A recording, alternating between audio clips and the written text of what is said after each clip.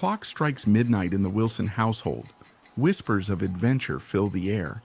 Nana and Dee Dee transform from tucked-in children to daring treasure hunters, eyes alight with the promise of forbidden sweets.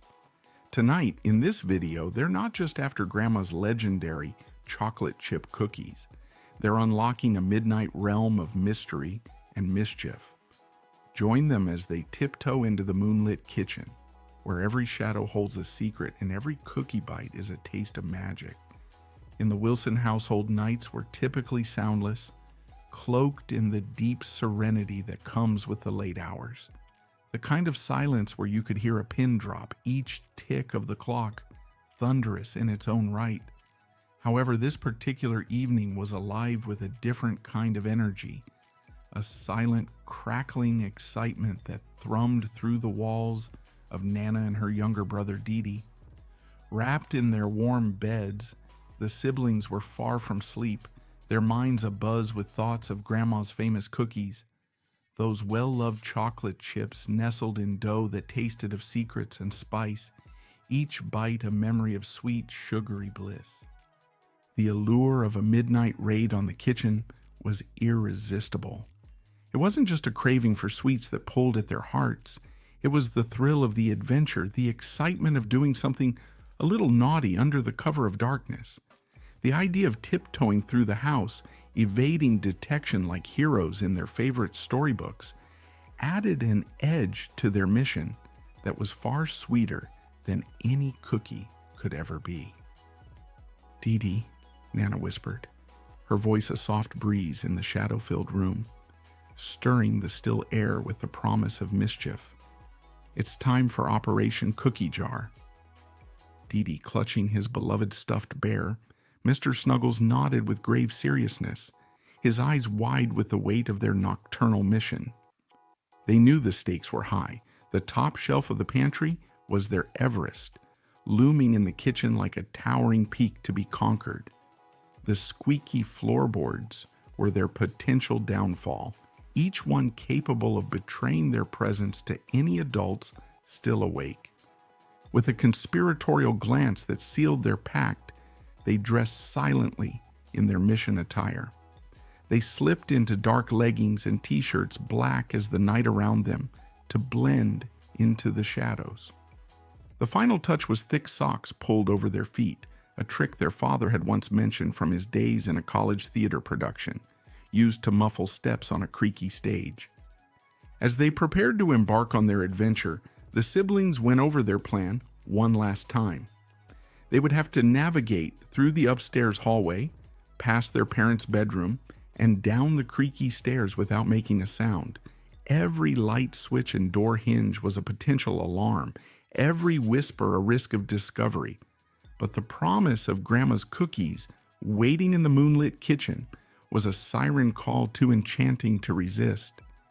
The corridor outside their bedroom transformed at night into a dark jungle of shadows and mysterious sounds where every creak was a potential alarm. Each shadow cast by the dim moonlight seemed to move with its own intent, turning the familiar into the unknown. Nana, the leader of the duo, channeled the spirit of adventurers they had watched in a documentary who navigated dense forests guided only by the constellations. As they tiptoed past the squealer, the notorious third floorboard, known for its traitorous squeak, they held their breath. Many a late-night snack had nearly been thwarted by its shrill cry. The siblings moved with exaggerated caution, mimicking the stealth of big cats they'd seen creeping through tall grass on nature shows. Finally, with a mix of relief and excitement, they cleared the hazardous zone, entering the kitchen, which seemed to wait for them, bathed in moonlight. The kitchen itself was a vast savanna under the pale light, the countertops casting long dramatic shadows across the tile floor.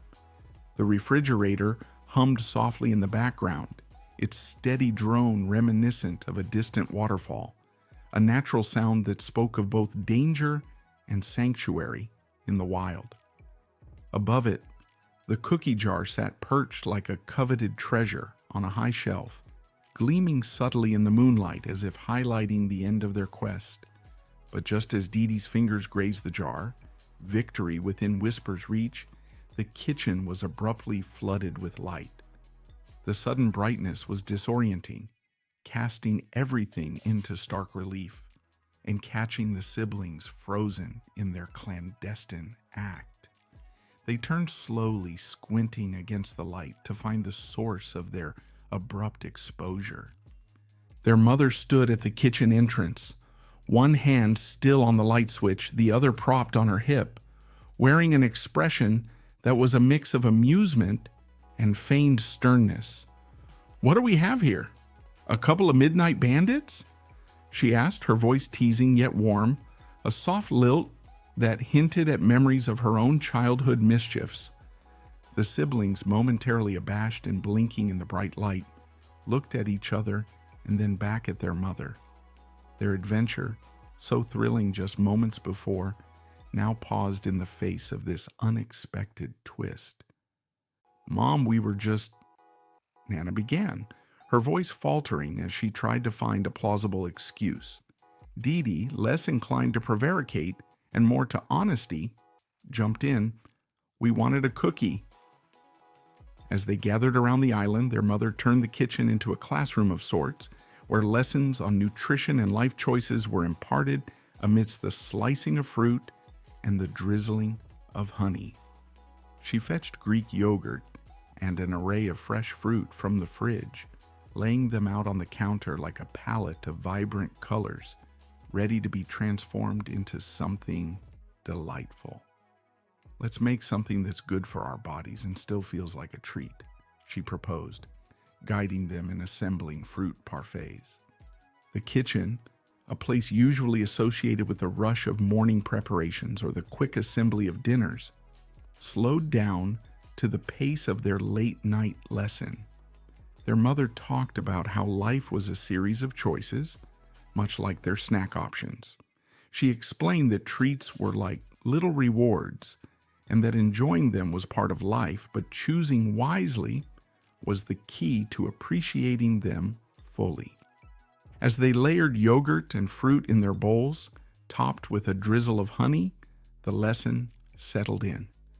With each spoonful of creamy yogurt mixed with the fresh, juicy berries and the sweet, sticky honey, the siblings experienced a burst of flavor that was both refreshing and surprisingly satisfying. This delightful combination debunked their initial belief that only sweets could satisfy their late-night cravings. This moment of shared joy and discovery turned the kitchen into a place of magic and learning. It wasn't just about the food, it was about the experience of creating something good that was also good for them. The simple act of preparing food together had transformed their mischievous snack raid into a valuable life lesson, taught in the most gentle and loving way by their mother. Returning to their room, the siblings felt a profound sense of satisfaction and newfound wisdom. They whispered excitedly about future adventures, their imaginations alight with possibilities. Their mother's lessons on making wise choices and finding balance had ignited a spark of curiosity in Nana and Dee Dee. They realized that adventures could come in many forms, and not all treasures were made of sugar and spice. The night's events had expanded their understanding of fun and excitement, showing them that even everyday activities like choosing snacks could be turned into a joyful exploration.